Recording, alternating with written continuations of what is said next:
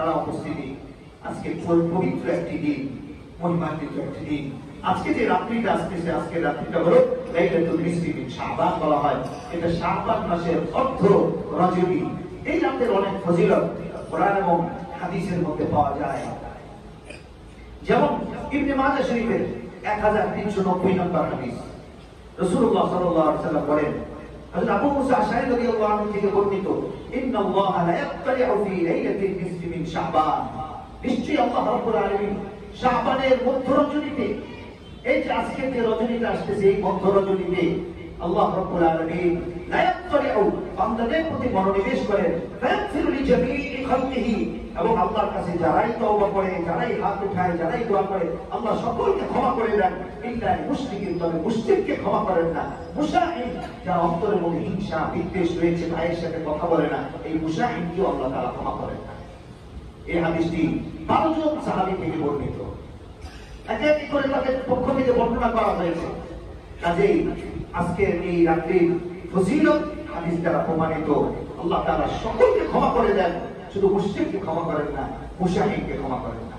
তিরমিজি শরীফের আরেকটি হাদিস শুনুন, 739 নম্বর হাদিস, আয়েশা রাদিয়াল্লাহু তাআলা থেকে বর্ণিত। তিনি বলেন, ফাকাতু নবী সাল্লাল্লাহু আলাইহি ওয়াসাল্লাম যাতা লাইলাতে, একদা রাত্রে আমি আল্লাহর নবীকে আমার বিছানা থেকে হারিয়ে ফেললাম। ফাখারাজতু আতলুবু, আমি খোঁজ করতে বেরোলাম, তিনি নবীজি কই গেল, এত রাত্রে কোথায় গেল, আমার বাহিরে গিয়ে বিপদে পড়লো নাকি। ফাইজা হুয়া ফিল বাকি, দেখলাম জান্নাতুল বাকিতে তিনি রাফিউন রাকসাহু ইলা সামা, হাত দুটো উপরের দিকে উঠিয়ে কবরস্থানে গিয়ে আল্লাহকে দোয়া করতেছে। ফাকালা ইয়া আয়েশা, আমি খুব দেখে আবার তাড়াতাড়ি চলে আসলাম, নবীজি দোয়ায় আছেন। নবীজি এসে বুঝে ফেললেন, নবীজি বললেন, আকুনতা তাখাফিনা আইয়াহিফাল্লাহু আলাইহি, এক আয়েশা তুমি কি মনে করেছো আল্লাহ এবং তার রাসূল তোমাকে ধোঁকা দিয়েছেন? না ইয়া রাসূলুল্লাহ, কেমন এমনটা মনে করবো? নবীজি বললেন, তাহলে শোনো, আজকের রাত্রিটি মহিমান্বিত রজনী, ইন্নাল্লাহা লা ইয়ানজিলু লাইলাতাল নিসফি মিন শাবান, আজকে এই লাইলাতুল নিসফি মিন শাবানে আল্লাহ তাআলা বান্দাদের প্রতি বিশেষ এক মনোযোগ দেন, মনোনিবেশ করেন। ফায়াগফিরু লিআকসারিন মিন আদাদি গানামি কালবিন, এবং আল্লাহ রাব্বুল আলামিন প্রচুর পরিমাণ বেহিসাব মানুষকে আজকে আল্লাহ তাআলা ক্ষমা করে দেন। সুবহানাল্লাহ। 3 নম্বর একটা হাদিস শুনেন, ইবনে মাজাহ শরীফের 1388 নম্বর হাদিস, 1388, আলী ইবনে আবি তালিব রাদিয়াল্লাহু আনহু থেকে বর্ণিত। এটা কানাত লাইলাতুল নিসফি মিন শাবান, শাবান মাস যখন আসে, অর্ধ রজনী আসে, তোমরা রাত্রি ফাকুমু লাইলাহা, রাতে তোমরা ইবাদত করো, রাতে তোমরা ইবাদত করো, ওয়াসুমু নাহারাহা, আর তোমরা দিনে পারলে রোজা রাখিও। ফাইন্নাল্লাহা ইয়ানজিলু লিগুরুবিশ শামসি, কারণ আজকের রজনী সূর্য অস্তমিত হওয়ার পরপরই আল্লাহ তাআলা ইলা সামাই দুনিয়া, প্রতি রাতেই তো আল্লাহ প্রথম আসমানে আসেন, আজকে রাতেও আল্লাহ প্রথম আসমানে আসবেন। অথবা বলতে থাকবেন, আলা মিন মুস্তাগফিরিন, আছো কোনো ক্ষমা চাওয়ালা আমার কাছে ক্ষমা চাইবে, আমি আল্লাহ তাআলা তোমাকে মাফ করে দিব। আলা মিন মুস্তাগফিরিন ফারসুকালা, আছো কোনো রিজিক চাইবে আমার কাছে, আমি তোমাকে রিজিক দান করব। এভাবে আল্লাহ তাআলা ফজর পর্যন্ত ডাকতে থাকেন। সুবহানাল্লাহ। মুসাদ্দাদ আব্দুর রাজ্জাকের একটা হাদিসের কিতাব আছে, ওই হাদিসের কিতাবে 8175 নম্বর হাদিস, হযরত ইবনে ওমর রাদিয়াল্লাহু তাআলা বলেন, খামসু লায়ালি, হযরত আব্দুল্লাহ ইবনে ওমরের ছেলে 5টি রাত এমন আছে, লা ইয়ারুদ্দু ফিহিন্না দুআ, আল্লাহ নবী আমাদেরকে বলেছেন এই রাত্রিতে আল্লাহ তাআলা দোয়া ফিরিয়ে দেন না। এক লাইলাতুল জুমআ, জুমার রাত্রি। 2 আউয়ালু লাইলাতিন মিন রজব, রজব মাসের প্রথম রাত্রি। 3 লাইলাতুল নিসফি মিন শাবান, আজকের রাত্রি, এই যে লাইলাতুল নিসফি মিন শাবান। 4 নম্বর লাইলাতুল কদর, লাইলাতুল কদর। 5 নম্বর লাইলাতুল ঈদ, এই ঈদের রাত্রির দোয়া আল্লাহ তাআলা ফিরিয়ে দেন। সুবহানাল্লাহ। তারপরে অনেক সাহাবীদের পক্ষ থেকে এই হাদিসগুলো প্রমাণিত, প্রায় 10 জন সাহাবী সহবরাতের হাদিস তারা পেশ করেছেন, বর্ণনা করেছেন। কাজে এরাতে কোনো আমল নাই, এরাতে কিছুই নাই, এই বলা সম্পূর্ণ বোকামি এবং সম্পূর্ণ মূর্খতা। এই রাত্রির ফজিলতের হাদিস পাওয়া যায়, আমলেরও হাদিস পাওয়া যায়। মোহতারাম উপস্থিতি চলেন, ছোট্ট আকারে আপনাদের শুনে আমাদের সালাফরা এই রাত্রিতে কি করতেন।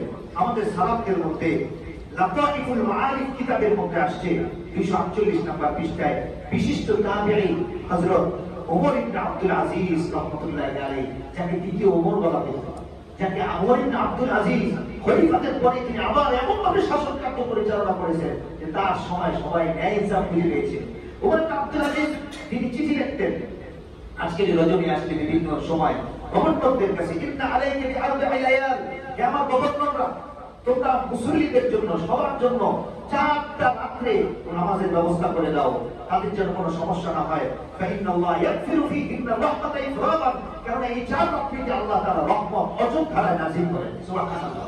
লাইলাতুল ফিতরি, ঈদের রাত্রে মসজিদ খোলা রাখো, তারা যেন ইবাদত করতে পারে, মুসল্লিরা তোমরা ব্যবস্থা করে দাও। লাইলাতুল আযহা, ঈদুল আযহার রাতে, লাইলাতুল আউয়াল মিন রজব, রজবের প্রথম রাতে, লাইলাতুল নিসফি মিন শাবান, এই সবে বরাত, তারা মুক্তির রাত্রে আজকে রজনীতে মসজিদ খুলে দাও, মুসল্লিদের ইবাদতের ব্যবস্থা করে দেয়। এই কথাটা ওমর ইবনে আব্দুল আজিজ রাহমাতুল্লাহ আলাইহি উনি ব্যবস্থা করে দিতেন। এই রাত্রে আল্লাহ তাআলা সকলকে ক্ষমা করেন, মুশরিককে ক্ষমা করেন না, বিদ্বেষ পোষণকারীকে ক্ষমা করেন না, অহংকার বশত টাকুর নিচে যে কাপড় ঝুলায় তাকে আল্লাহ তাআলা ক্ষমা করেন না। লাম ইয়ানজুরিল্লাহু ইয়াওমাল কিয়ামা, মুত্তিনুল খবর যে মদ পান করে তাকে ক্ষমা করেন না, আর কল্পিতকতার অবাধ্য তাকে ক্ষমা করেন না। আত্তায়ুস, যে অভিভাবক তার ঘরে নামাজ রোজা কিচ্ছু হয় না, সে কিছুই করে না, সে মেনে নেয়, সে হলো দায়ুস, দায়ুসকে আল্লাহ ক্ষমা করেন না। জানি, যে ব্যক্তি জিনা করে তওবা করে নেই তাকে ক্ষমা করেন না। কাতিল, যে অন্যকে হত্যা করেছে তাকে আল্লাহ ক্ষমা করেন না। মুহতারাম মুসলিম, এগুলা থেকে আমাদের সকলকে তওবা করতে হবে। ঠিক আছে ইনশাআল্লাহ? রাতে নামাজ হবে ইনশাআল্লাহ। রাতে আজকে সবাই চলে আসবেন এশারের সময়। এশারের পরে মুখতাসার অতি অল্প কিছু আমল নিয়ে আলোচনা করবো, যে আজকে রাতটা আমরা কিভাবে কাটাবো, আজকে রাতে কোন কোন ধরনের আমল করবো, কি বিশেষ ধরনের কোন এই কিছু আছে কি নাকি আমরা উন্মুক্ত ভাবে কি কি ইবাদত করতে পারি, এ সম্পর্কে দিক নির্দেশনা আলোচনা হবে আজকে রাতে এশারের পরে। আপনারা আসবেন, আপনাদের সন্তান